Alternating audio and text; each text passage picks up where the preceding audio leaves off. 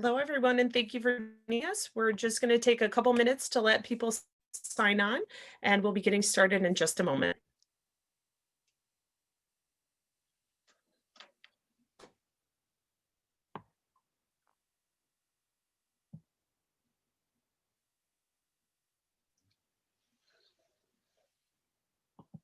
Still got some filtering in now. Yep.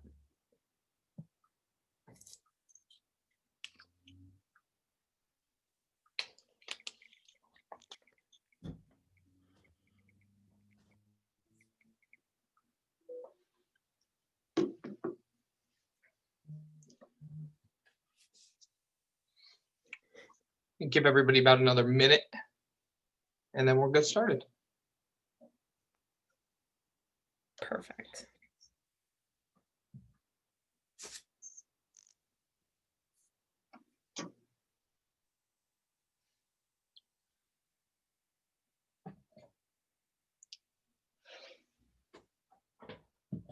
There's some familiar names. All right.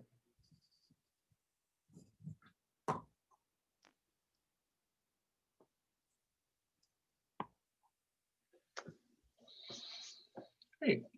Ready if I kick things off, Katie? Sounds good. All right. Well, thank you everybody for joining us. This is an idea that kind of came together. Katie and I were having a chat, and I realized that she's heavily involved in grant writing. And at MacFawn, we always try to reach out to all the local departments and provide them resources. So for this year, for 2021, we're going to be coming up with a program called Resources for Responders, and each month we'll have a different opportunity for somebody in the department. For January, we picked on you guys as grant writers to come and join us here and listen to Katie give some really helpful tips on the AFG grant. I know in my own experience, I've been heavily involved in the fire departments for many years. I've actually written a couple of AFG grants, and I found these workshops and classes extremely helpful when I did it. So without further ado, I want to introduce Katie, and I think the best way to do that, to kick it off, will be to probably, why don't we go to the next slide, Katie? Is to meet us. So I'll just give a quick introduction myself. Like I said, my name is CJ. I'm the Business Development Manager here at MacFawn Fire and Flood Restoration. I'm here with Katie Stair, who's the Director of Nonprofit Services at Capital CFO. And I want to ask Katie a couple of questions. First, just to kind of break the ice, give you guys an idea of who's going to be presenting to you. So Katie, welcome. Thank you so much. Thank you so Thanks much for joining us in this lovely, lovely evening. So I'm curious, how long have you been involved in nonprofit organizations? How long have you been doing things like that? Well, I have spent my entire career in the nonprofit industry. I started as a grant writer about 6 years ago, and I have held a number of different positions over the years, including writer, director of programs. I have overseen strategic planning, and I have also served as the executive director of a nonprofit. So I've held a number of roles over the last 16 years. Excellent. And how long have you been writing grants? What's your experience in grant writing look like? So grant writing for that entire time. For some of the time, I did have someone who worked for me who wrote grants, and so I was more in the process of reviewing than actually reading. But I started as a grant writer, and as I've moved around and shifted organizations, I continue to write grants. I have written myself in grants I've written personally over $5 million in successful grant applications, and then in partnership with others over $8 million. So it's been a fun and wild ride. I've written for all types of different entities, federal, local, state, you name it, I've kind of dabbled in it. Excellent. And when I brought this up to Katie, you know, she actually had some experience with federal programs just like AFG. So this is right in our wheelhouse, and you'll see that here in a second. Katie, one last question for you before we kick this off. What are some of the most common mistakes that you see grant writers make? Well, I think some of the common mistakes I see, or I've experienced, is When people who are writing grants use a lot of jargon, thinking that whomever is reading the application probably knows about the industry that they're in. So that's like jargon or acronyms, kind of industry language. You want to know that you're writing to anybody because you're not necessarily sure who's reviewing a grant. And then another one is kind of not, a response that doesn't really get to the heart of the question or what is being asked for that section. And I was joking before, it's kind of like the debates, like they go on and they talk and they talk and they talk and they're done, and you think to myself, like, okay, they said a lot, but did they actually say anything? So I think, not being clear or not doing enough to justify need is another big error that is avoidable. Excellent. Awesome. Well, I'm going to kick this off and let you kind of take the wheel here and hopefully help some departments in our local area here be successful this year. I know we've had some winners in the past, and hopefully we can bring some more money here to the Capital Region. Awesome. Well, I know that I am working from home this evening, which I'm having a little bit of technical difficulty. So I think I'm going to turn off my video because I think it will help us have a more smooth delivery. So remember that I'm here. I'll be talking the whole time. You just won't see me in the corner. So before we get started, I just want to take care of that. So hopefully that helps to smooth any delivery that you hear from me as we move forward. There we go. Just a couple of housekeeping items as we get started. This webinar is for you. So we definitely want to make sure that we are considering all of your questions.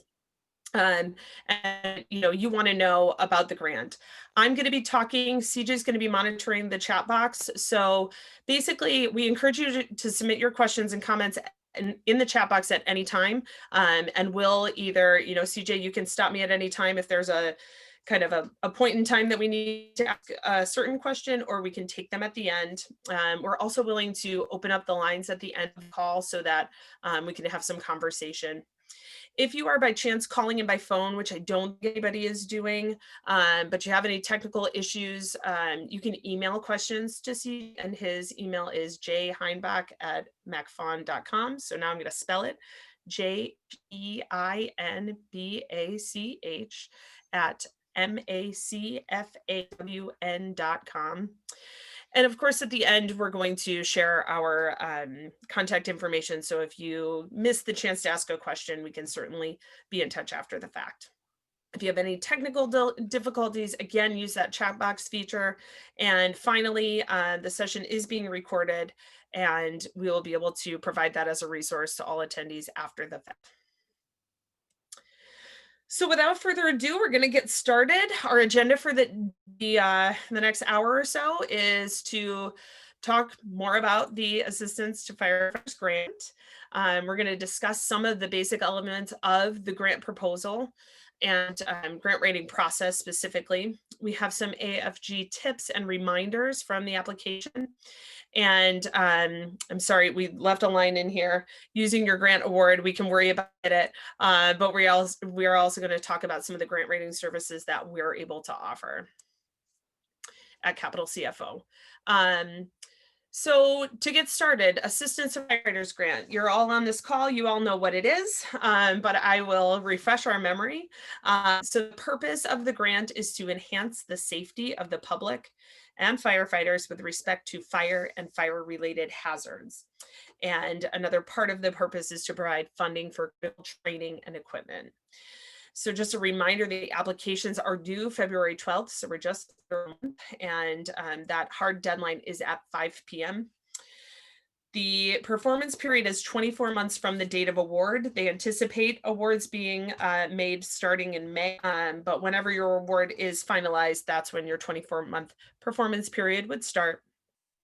There's almost $320 million in total funding for approximately 2,000 projected awards, which could average about $160,000 per award. Now, of course, every award is going to look different. Some needs are going to be larger, some are going to be smaller.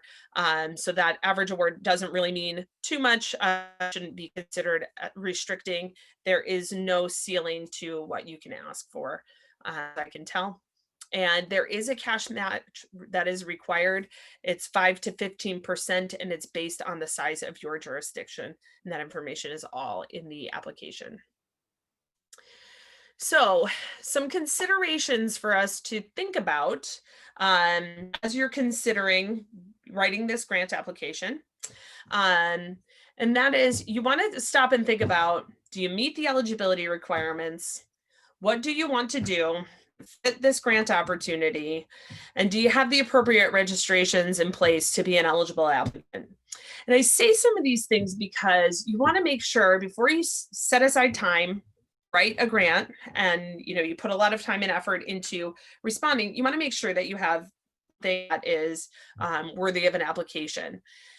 Most grantors are not going to bend their eligibility requirements. So, you either fit the eligibility or you don't. And, they're also looking for to fund very specific causes. So here we already discussed, it's for training and equipment. It is to reduce fire risk and fire hazard risk for the public and firefighters. And then appropriate registration, I'll get to in just a minute, but there are some specific registrations that are required so that you can submit this application. So, are you eligible? Well, eligible applicants include fire departments, non-affiliated EMS organizations, and state fire training academies. And I've included some information here that further defines what they consider to be a technical fire department, a technical non-affiliated EMS organization, and a state fire training academy. Typically, you know who you are and what you are, but there is more information in the application to make sure that you fit into that eligibility criteria.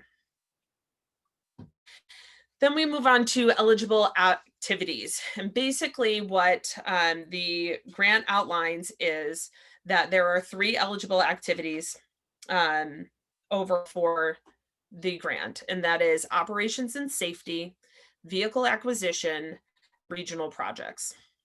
So I've included a couple examples here, but please know that there is a very extensive list of eligible under these activities. So a couple examples when we're thinking about operations and safety could include things like source capture exhaust extraction systems. And there are some caveats to what is eligible under that in the application. And then training for compliance with recommended NFPA or other national standards. So that's where where you might be looking for equipment or looking for training. Vehicle acquisition is likely to really only fall under the equipment category. And you can be looking for an ambulance, pumper, quint, non-transport EMS, command mobile communications vehicle, and loads more. So those are just some examples of what you might be asking for and eligible to ask for in this application. And then regional projects. This is where you're working within your region on a specific project. So, and it might be P25 compliant interoperable communications equipment. You can get base station, portable radios, mobile repeaters, etc. So those are the eligible activities under this grant. And like I said, there is, and we're going to go into this a little later, but there's a very long list of the types of things that are eligible, including rankings of high, medium, and low priority. So, as I said, there's another piece to this, kind of to the considerations that you want to take in mind. Do you have an employer identification number? And that is secured through the federal government. Do you have a DUNS number, which is the Data Universal Numbering System? Are you registered with SAM, the System for Award Management? Or, and if you are already registered, have you updated your account? have within SAM, do you have an authorized organization representative role identified that is current? And this is important because within SAM, you identify the main point of contact for your organization. And if this information is old, all of the emails pertaining to the grant are going to go to someone who is not available. So you won't know if you had an issue with your submission. You won't know if you got it or not. You're going to miss some really important and critical information. And then finally, you need to be registered with the outcomes system. This is where you're actually going to submit your grant.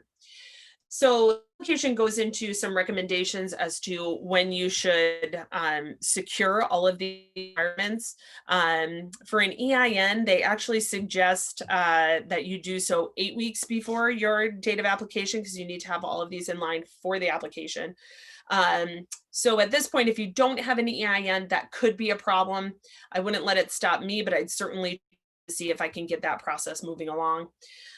For a DUNS number, they suggest weeks from the date of application. So you're just within that.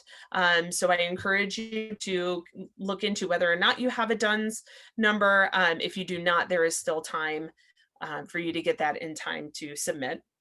And then SAM registration, they're recommending you do that within a couple weeks of award. So you do still have time to do that as well. And similarly with the FEMA grants system, you don't really need to register for that in advance, but it is helpful because you can be working on your application there. But ideally you have that squared away within a week of the application date so that you're able to get your application in and on time. Okay, so now we're going to move on to the elements of the AFG application. And this, as compared to other federal grants, is a little bit more simplistic. There are about 5 major sections. There's 4 major sections of the narrative. And then there is also the section on standard forms. Okay, so we're going to move, sorry. There we go. So standard forms. With any federal, we're required to submit the following standard forms. So the standard form SF 424 is the application for federal assistance. You want to think of this as the cover page for your application. So this provides basic information, name, legal name of the entity, address, some basic information, and other required information. So I encourage you, if you're going to apply, go in, review this. You can find this form anywhere online by just searching SF 424.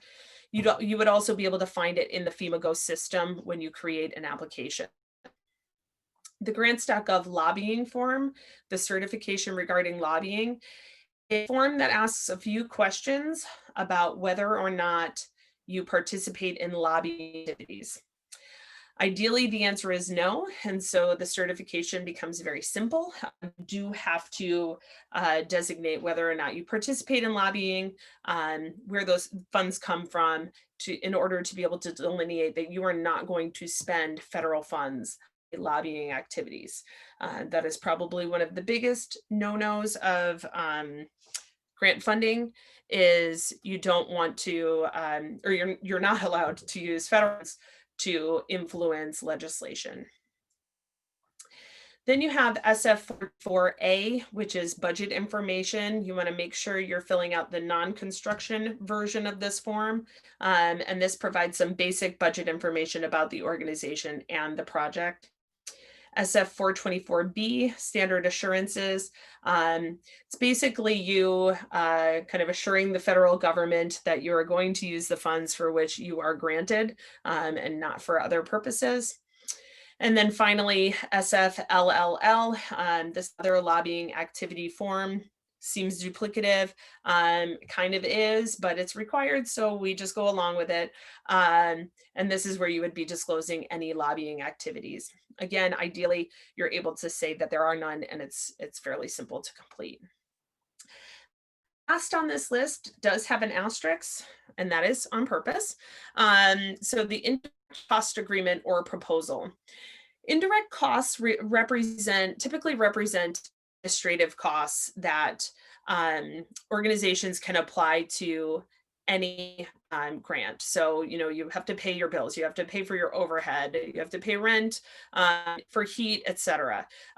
So an indirect cost is breaking that up amongst all of your programs. When they ask for an indirect cost agreement, that means that you have an arrangement with the government to establish your indirect cost at a certain percentage. It is unlikely, in my opinion, that any of the entities applying for this would have an indirect cost. It's not impossible, but I think that this likely does apply to many people on the webinar today. But certainly if you have any questions, we can discuss that during the questions section, or we can talk about it offline. Okay, so now we're going to get into the narrative, and this is really what I think you all signed on to us. So the narrative, as I said, is broken down into 4 pieces, and the first being the financial need. So the application specifically asks, describe financial need of your organization and how it is consistent with the intent of the AFG program. They really are looking for applicants that can demonstrate financial distress and demonstrate that you simply do not have the funds to miss improvement, or to offer this training, or to expand your equipment to be current with the times. So they want a description of your financial distress. They want to know that, funding is down. You've hit a bad streak with your equipment failing, and so you're spending a lot more money on repairs, things like that. You're having staffing crises, and they want to really describe how that puts a constraint on your budget. So that's where you're going to get into, well, we used to have $100,000 for training, but now with everything else, we've had to cut into our budget. So now we only have, $20,000 available for training for our entire staff for the 2 years of this program performance period. You all want to be able to detail unsuccessful attempts to secure other funding. How have you been seeing your funding? Are your general funding sources that you rely upon shrinking? Have you other local sources for funding and been denied? They really want that you're trying to get the funding that you need, and yet still being successful. Unsuccessful. My recommendation is that you can consider how events are making an impact on your financial distress. So I think, it would be, it would probably be pretty bad to ignore COVID-19 and the impact that may be having. An increase in having to spend on PPE, for example, would be a good example of COVID-19 impact. COVID-19 may have impacted your staffing. You may have staffing shortages due to volunteer shortage. So you're spending more money on staffing, for example. And also the New York State budget crisis. There's simply just not enough money going around to any nonprofit, to any entity, which is impacting local government as well. And I would assume also impacting some of you with your bottom line. So my recommendation here is to really, to be concise, but lay it on thick. Don't be shy about demonstrating the financial distress that makes you need these more than somebody else. Also recommended financial needs section is to demonstrate to the funder that you clearly understand the needs the funder is trying to address. And we've identified the goal. The goal is to have impact on the public and firefighters to reduce their risk, fire and fire hazard risks. And so in doing so and continuing to relate back to that purpose, you'll be able to prove that your project is worthy of funding. You want to describe your specific problem reflects the needs of the target population. So if it's training, how is that reflective of your staff? If it's equipment, how is that reflective of your community that has a need for this equipment so that you can, address the needs of your community and reducing that fire and fire hazard risk. Be specific. If you're using data, use it from trusted and reliable sources. Likely that's going to come from you. You're collecting a lot of data already, but it may come from some local sources as well.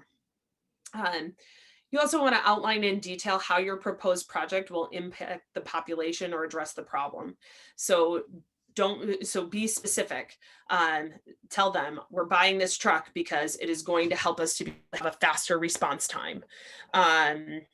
And then finally state the solution that your product will provide. And that, again, it's that, if you're buying a truck, you're trying to assure that faster response time, or you're trying to assure that the right equipment is arriving at the fire on time.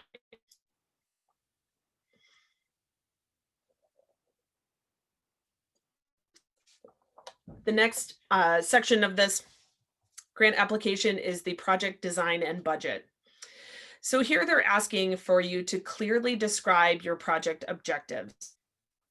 So we know the goal of the application, but you also want to identify your own goal in applying for these funds. And if you are applying for example, a training program, how is that going to increase the safety of your staff and in turn, the safety of the community with the training that you're providing?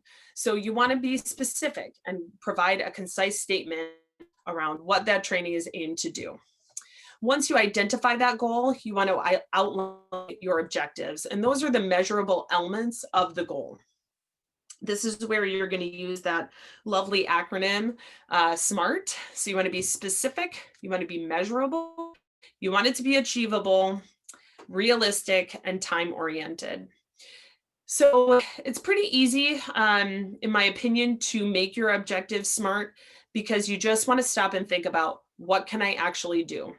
And how can I help people to understand that this is what it is, this is how I'm going to do it, this is how I'm going to measure it, and this is when it's going to happen. Then beyond that, you're going to describe the various activities required to achieve those objectives. And in some cases, it may be lengthy. In other cases, it may be pretty simple. So when you're talking about your objectives, you want to talk about how they will be achieved and be specific. And this isn't, no one's testing you on your ability to write. They're testing you on your ability to write clearly. So who is going to do what? When you're outlining your objective to offer training, who is doing the training? Who's arranging for the training? Who's attending the training? How will it be done? Is it going to be done by a trainer in-house? Are you going to bring in someone else? Are there expenses associated with that? When will they do it? When will it be completed? And then how will that impact be measured? When you break your objectives down into multiple task-oriented activities, then you can very simply outline what you're going to achieve. Each activity should flow to the next. You don't want to say, we're going to do the training and then we're going to get the trainer. You want to make sure that you're presenting it in order. And then if you are using proven or evidence-based practices, be sure to identify that source, the proven impact, and why you believe it will be beneficial. If you're using a specific trainer to accomplish your training needs, why are you choosing them over someone else? Then you're going to outline the expenses required to implement the project. So you look at those objectives and those activities to meet your objectives, and then very simply outline, this is what it's going to cost for staffing. This is what the training training costs are, or equipment, or both, is that we need any contractual expenses and more.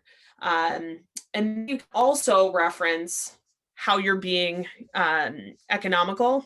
Here are costs that are covered by partners. Here are costs that are being covered by other funding sources or in-kind donations. And in-kind donations are donations of goods or supplies that you would have otherwise had to purchase with grant funds. The grant asks you to very specifically link your proposed expenses to operations and safety and the completion of the project's goals. So you're going to want to specifically say, we're doing training, it's going to improve safety, and here's what it's going to cost. Provide a concise description of what each expense is and how it pertains to the project. And then just a helpful reminder is double check for restrictions. Don't ask anything that isn't allowable. And then keep within the identified budget limits, which again, we discussed isn't specifically an issue here, but you do want to be reasonable.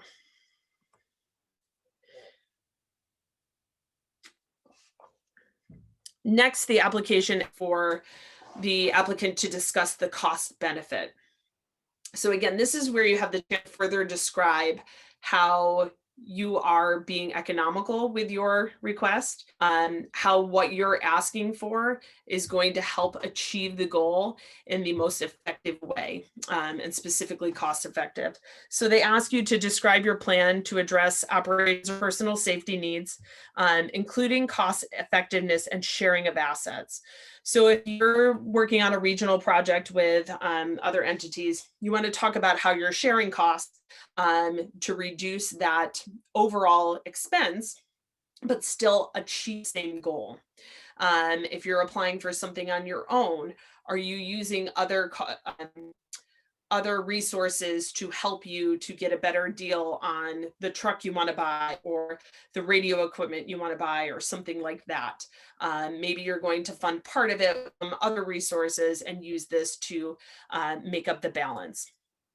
So what this grant is really looking for is that level of economy. They want to make me go as far as they can and get the maximum benefit of the grant funding. So that's asking for you to describe, include details about gaining the maximum benefit from the grant funding by citing the reasonable or required costs, and include things like overhead and administrative costs. What is it costing to this project? But also you want to be able to say, yes, pay our chief so much money, but we're only charging so much of that to this grant because we have resources that make up his overall salary in an effort to implement this project as well as our overall goal. And then finally, your request should be consistent. So you don't want to go too far into left field, and this really needs to identify how the funding will benefit the organization and effective personnel, and the opportunity to really tug at the heartstrings. This is another opportunity to hammer home, this is how we are assuring the safety of the public and the safety of our firefighters.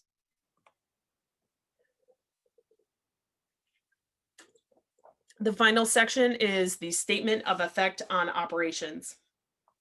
So here's where you get to get a little bit emotional again, if you so choose, but where you really get to talk about how this funding is going to make a difference to your organization. How will it enhance your overall effectiveness, and also how it's going to improve your daily operations and reduce risk.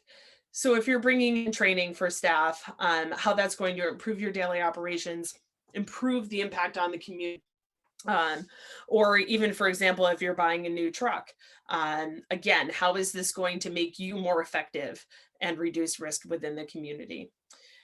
You want to describe how the requested item or items will be used and in what capacity,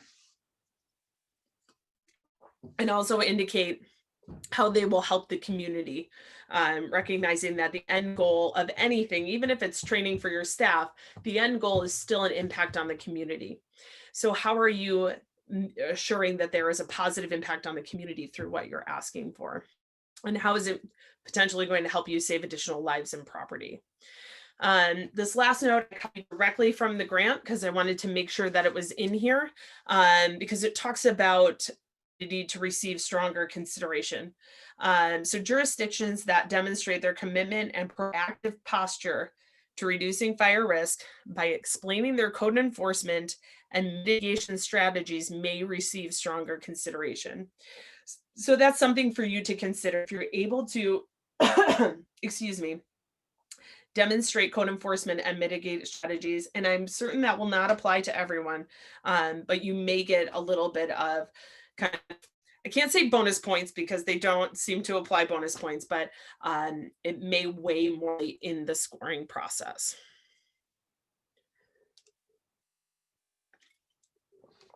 So there are a couple of resources that I wanted to point out. This is all in the grant. You know, I'm not sharing with you something you don't have the opportunity to already know about, but important. And I want to highlight Appendix B first. And this is the section on information and priorities. This is about a 25-page section of this grant. And I'm sorry, I need to just cough a minute. Pardon me. So this section outlines every possible eligible activity under this grant.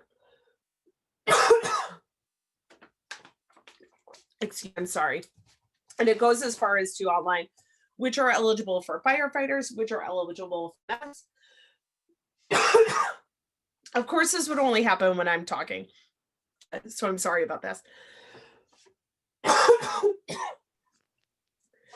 And it also outlines the projects by high, medium, and low priority.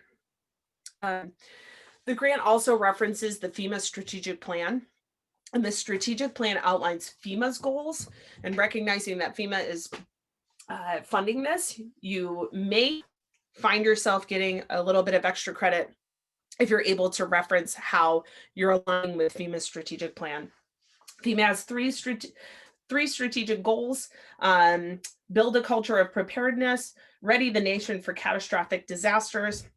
And then they also have a final strategic goal to improve their effectiveness, and sub goals within those major goals. So if you can reference in your goals and objectives how what you're trying to do is helping to build a culture of preparedness or ready the nation ready the nation, and in doing so readying your area for catastrophic disasters, you may find yourself being more heavily weighted. Another helpful resource that I found in here is the cost share match calculator. And this, as I mentioned, the match is dependent on jurisdictional size. So this is where you can go in and enter in specific information and determine, are you required to meet a 5%, 10%, or 15% match? Finally, and this is just a grant application reminder for kind of applies to most grants. In this case, with the FEMA Go system, it's only going to support the most recent major release of the following browsers: Google Chrome, Internet Explorer, Mozilla Firefox, Apple Safari, and Microsoft Edge. I point this out because if you're using another browser, you may end up having issues either entering information or with your submission, or if you're using an older version of these browsers. And this is something you want to find out at 4:59 on February 12th. I have been in various grant submission circumstances, some of which I'm not proud of, that were not my fault. But I will just assure you, you don't want to be in the 11th hour trying to hit submit and not able to. And again, I'm sorry.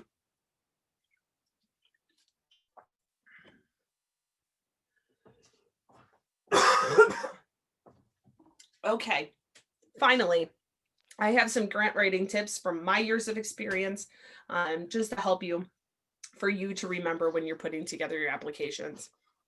And the first is follow the grant guidelines. This grant is very specific. They give you some pretty specific instructions and requests for what they are willing to use their funding for, what they're looking to fund. And you want to really consider that before you start writing. Make sure your request is really coming in line with that. Second, you want to make sure your organization meets the eligibility criteria and has secured your required registrations, as we reviewed earlier. When you're writing, I encourage you to use very active language. We will do this. This will be achieved by this point. You don't want to kind of make it passive, because you want to create among your reader, and the reader is the reviewer, the confidence that you are going to accomplish what you're setting out to do with this funding. It's going to make your grant just that much more powerful, and thus more grantable. You want to be specific. I don't encourage you to worry about writing really long and very drawn out narratives. If you have a lot to say, go ahead and say it, but it's okay if you can say it in a few words. Be specific, answer the question.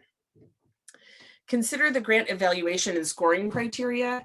In this case, the 4 sections of the narrative are evenly weighted. They're all 25 points each. But in some cases, you may find more heavy weighting in different areas, and you may want to focus more attention there. If there's a sustainability question, and in here there is not, you don't want to avoid that. So if they're asking for you, how are you going to continue on after the period of performance? You want to be able to say how you're going to do that. As I mentioned in the intro, I suggest avoiding acronyms or lingo. Of course, there are going to be circumstances where you may use an acronym because it's relevant. I suggest spelling that out and then referencing that acronym. And lingo, I would avoid it altogether.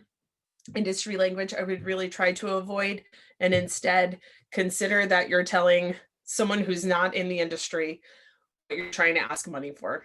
Because in that way, people who don't have the same background as you will understand what you're saying, and people who do have the same background as you will understand what you're saying. This may seem obvious, but I'll say it. Use spell check, use your grammar check. Have someone else read your final application before you submit so that you can make sure it makes sense. And again, this is where I even suggest have someone who doesn't know what you do or what you're trying to do, read it. So again, you can assure that anybody that's reading this grant application is going to know what you're asking for. Once you've written your narrative, go back and compare it again to the funder's criteria. Did you answer every question? What I like to do when I'm writing a grant is I take that, the request for information, and I break it down and I answer each individual section within the section. So if there are 4 requests within the cost benefit section, I'm going to outline that in 4 different sections and make sure that I am addressing each part. When you're talking about numbers, double check your math, double and triple check your budget numbers so that you know that you're asking for what you need. And then ensure that all items in the budget are mentioned in the narrative. You're fortunate in this case because the budget is presented in a narrative format, but you want to make sure that everything ties together. If it is required, review your format against the funder's criteria. That is not outlined here, but sometimes it is outlined very specifically. Attach all required documentation. So that in this case, it's going to refer to those standard forms that we discussed earlier. And then I strongly impress upon you to plan to submit in advance. The grant application encourages you to submit 1 week in advance.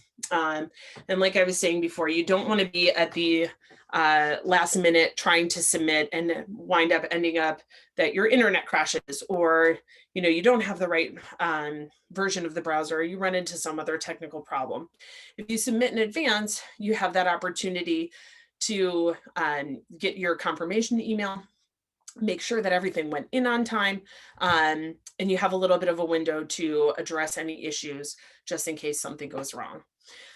If you're submitting at the last minute, you're kind of leaving it up to chance. So with that, I get to stop talking and I get to ask CJ to come back and let me know if there were any questions. Yes, grab some water, Katie. Great job. Thank you so much. And I apologize. I think I just saw that dry air. I'm going to start by asking if you guys can post some questions in the Q&A. We can feel free to address them. If you have questions that you want answered afterwards, you can go ahead and email myself or Katie There's also going to be a chance here coming up with our contact information, a couple of slides. I'm just waiting for some questions to fall in if anybody did have anything. While we're waiting, we can kind of move on to the next piece. Oh, I do see one that must have come through, as I was saying. So we'll address that question first. Yes, so the slideshow will be emailed out, and we also recorded this session. So there was a couple of requests that came in for departments where the grant writer couldn't make it. So I'm going to be emailing that out to those folks. If you guys would like a copy to share with anybody in your department or some other grant writers, you can feel free to send me an email and I'll get it to you. Absolutely. All right, we'll definitely leave the Q&A open. Oh, sorry.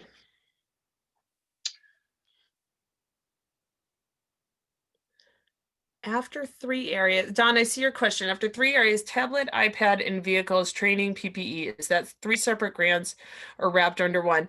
If I understand correctly, you're asking about 3 different, it sounds like you're asking for a regional project. You have 3 areas that are looking to request the same, for the same equipment. Don, we can actually unmute you and you can talk to confirm if that's just your department. I would say I believe that's one application. Yeah, Hey, thank Don, you. I unmuted you. You there? Yeah, Perfect. can you hear me? Yes, we can. Go ahead. Sorry, it took me almost 2 weeks to get through the SAM, the logins, the govs, the duns. It was It's not always easy. no, it's a gauntlet, but we got it, and I'm there. And never having done this, we're kind of focusing on 3 different areas, especially with the mutual aid, automatic mutual aid now. We could be dispatched to an area. We don't have a clue where we're heading, so we're interested in looking for maybe iPads or something that can help us in the vehicle get there, let them know we're coming, maybe used for applications that get developed. So that's one aspect we're after. We want to go for training. And the third area is replacing PPE. So am I pushing and writing this all up under one, or do I start one grant and go after pads and then start another one that is going after training and I start a third that goes after PPE? Yeah. So I'm sorry, CJ, you go ahead and then I can tack onto you. yeah, so I can kind of feel this one just because I know I've looked into that in the past, Don, where with my own specific grant, I wanted to kind of attack a couple of angles. And honestly, the feedback I got when I had approached some different grant writers about this is to not take the grocery cart shopping approach where you just kind of put a bunch of things into one. But more effective would be to kind of decide what is your most pertinent need and write the AFG application for that specific need. So just go after one of these. Don't try to get. Okay. Yes. And they actually, they called it the grocery shopping cart approach a lot of times. And if you read a lot of the forums and you talk to some other grant writers, that's kind of been the status quo is to not attack a bunch of things at once, but really something that your department needs, identify that and write for that. Okay. I would only add one small caveat to that, and that is if these all fall under the same goal, you could go in that direction. So if you can align them to the same goal, like let's say my goal is, I'm trying to think of something that would include all of them. I'm mostly coming up with examples in my head, but if my goal is to provide training and proper use of PPE, while that may not be the most fundable type of training, I could see justifying training expense and PPE request. But to me, it would have to be under the same project. If you have, when you say 3 different areas, it sounds like we need tablets for this over here, we need training for this over here, and we need PPE for that over there. I'm going to go with CJ as correct that you're really going to want to choose your most pertinent need and what's going to have the greatest impact on your community and your staff. Okay, very good. I appreciate that. It just, when I look at it, I feel like showing up on the scene with the proper equipment and being trained to use it is kind of one goal, but I don't know if that's right or not, Yes, and if you can wrap them all under the same umbrella, I would do that. Okay. Just be cautious on that one about that, the multiple avenues. Roger that. Thank you. There is another question on here from Jeff Manor that is, can the grants be used for equipment already purchased within a certain time frame from the application?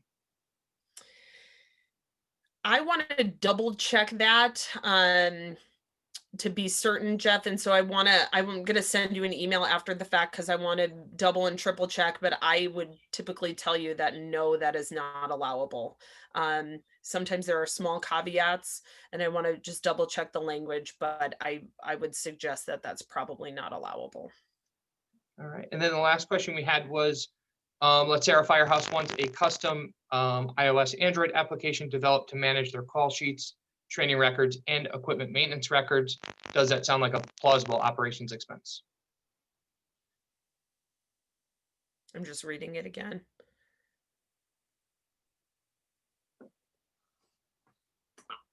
I would recommend double checking Appendix B. I'm not sure that the development of an app counts as training. I see it's in support of training. Oh, I'm sorry. You asked if it was an operations expense. I'm sorry. I got confused.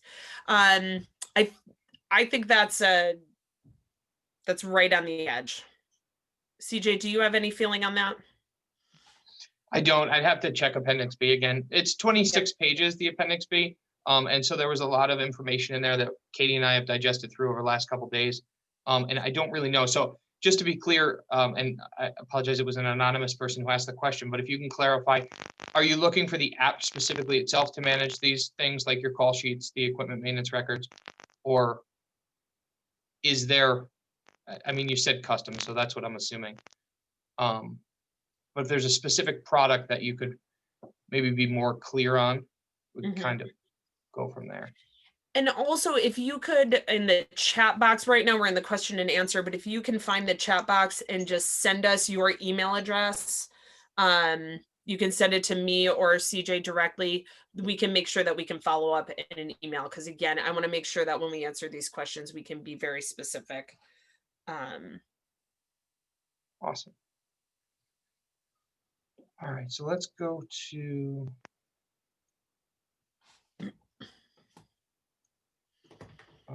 I think that clears everything for the moment.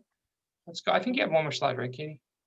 We do, yeah. So we just wanted to explain what we are able to offer at Capital CFO. So we have general grant services that we offer to nonprofit and public service organizations. We can research grant opportunities, develop grants calendars, write and submit grant applications, and also offer grant application review and recommendations. And then for successful grants, we can also offer grant reporting services. I want to highlight here our grant application review and recommendation service. And this is something that we are willing to offer to applicants for the AFG, a full review of your grant application and a half an hour consultation to review our recommendations to strengthen your grant application. We're offering that for $500. This is an expense that can be written into your grant. This is one of actually the few grants I've ever seen where you can write in grant services. So if you are successful, you would get reimbursed for those funds. And that's something that we're able to offer over the next couple of months. We do have limited capacity at this point to take on actually writing and submitting grant application. So if you are interested in that service, we'd have to have some more conversation just because we're so close to the deadline at this point. But we certainly do have the staff and the support available to help you write and make sure that you're submitting a winning application. So we just wanted to review. Well worth it to take to have somebody else take a look and offer their feedback. Thank you, Katie. Well, I appreciate that. And then I will kind of just advance to the final slide so that you have our contact information. Oh, sorry, went too far. So that you do have our contact information. So if you want to reach out to me, if you want to take advantage of any of that, also, if you think of any questions after the fact, we're going to stay on for a couple minutes. So certainly if they're continuing to come in through the Q&A or chat box, we can stay on. We can allow you to unmute your line so we can have some conversation. But you can also reach out to us, you know, if you're interested in that option as well. So I am Katie Stair. I'm the Director of Nonprofit Services with Capital CFO. You can reach me at katie@capitalcfollc.com. And also that's my cell phone, so you can reach me at 518-694-6943. I want to thank CJ for having me here today, and thank you all for attending. It's been my pleasure to try to give you some tips and tricks to make you the most successful, because I firmly believe that the more resources we can bring into our communities, the better. Absolutely. Thank you very much, Katie. Very happy to have you today on our January Resources for Responders campaign here. Like Katie said, any questions, go ahead and shoot them in the Q&A. If you want to stick around, stick around. Otherwise, thank you guys so much for coming. Have a good night.